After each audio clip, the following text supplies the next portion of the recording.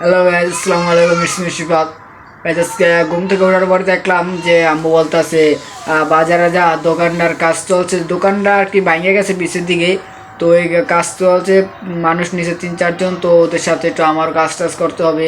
কারণ দুনিয়াটা হচ্ছে ব্যাঠিক, এই ব্যাঠিকে দুনিয়া কাজ না করলে কিন্তু ঠিক করা যাবে না। তো এখন দোকানের ওই জায়গায় যা কাজ টাজ করতে হবে। তো আপনারা গাইস, আমার তো সাথে বাসা চলেন। থেকে বের হয়ে গেলাম। তো এবার বাজারে দোকানের উদ্দেশ্যে রওনা দিয়ে দিলাম। তো এখন এই বাজারের দিকে চলে যাব, ঠিক আছে। এখন বাজারে গিয়ে আমাদের ফার্স্ট অফ অল কাজ হচ্ছে আগে দোকানটা দেখে দেখা। এখন বাজারে চলে আসলাম। বাজারে মেন বাজারে আসলে 4 রাস্তার মোড় পড়ে। তো আমাদের দোকানটা হচ্ছে বাজারের ডান পাশে। তো আমি এখন ডান দিকে যাব, ঠিক আছে। তো ডান দিকে দোকানটা, মেন বাজারটা হচ্ছে আলীনগর মাদ্রাসা বাজার। এটা আমার এরিয়ার বাজার। তখন আমি আমার দোকানের দিকে একটু আগাবো, সামনেই আমার দোকান।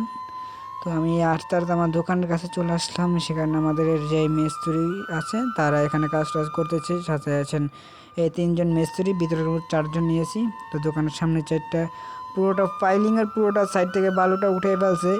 এখন ভিতরে কাজ টাজ চলতেছে। তো আমি সামনে দেখতেছি। এখন কাকাতে বললাম, কাকা একটু ভালো মতো কাজ টাজ করবেন। আর কাকা বলে, সমস্যা নেই, তুমি কোনো চিন্তা করবো না, আমি সবাইকে কাজটা বুঝিয়ে দিয়ে আমি এখন পিছনের সাইডে যাব। পিছনের সাইডে গিয়ে দেখবো একটু কী অবস্থা। তো আমি হাঁটতে হাঁটতে পিছনের সাইডে যাচ্ছি। তো পিছনে যে দেখলাম যে পিছনের সাইডের অবস্থাটা খুবই ভয়াবহ। আর পিছনে যে দেখতে পাচ্ছেন বাসটার সব ব্যয় হয়ে গেল। পিছনের দিকে এমন উকান দিছে পুরো, এই যে এই দোকানটায়, এই দোকানটা দেখেন সব কিছু ভাঙ্গা ছুটে গেছে। ভাঙ্গা ছুটে যাওয়া এই দোকানটায় আমাদের দোকানটাকে পুরো টাইনা মিন্ডা সব ভাঙ্গা লাইছে। এই বাসটা পুরো শিখ দিছি, সব ভাঙ্গা টেঙ্গা লাইছে, ঠিক আছে। এবার এই দোকানটাই পুরো একবারে সবগুলো দোকানকে ফাটিয়ে দিছি। ভিতরে দোকান নিচে আসলাম। নিচে এসে দেখতেছি যে মিস্ত্রি সাহেবরা অনেক ভালোভাবে কাজ টাজ করতেছি। তো আমি এখন একটু চাটা খেয়ে নিব।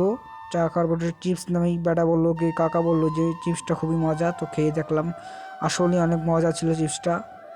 আমি মোটাটা নেওয়ার কালে আমি কাঁধে অনেক ব্যথা পাই। তো মোটাটা এখন আমি মিস্ত্রি সাহেবের কাছকে বুঝাই দেওয়ানোর পর আমি এখন বাসা চলে যাব, কাঁধে প্রচুর ব্যথা পাই। তো গাইজ, আজকে ভিডিওটা এই পর্যন্ত, নেক্সট বার আসার জন্য অপেক্ষা করবেন।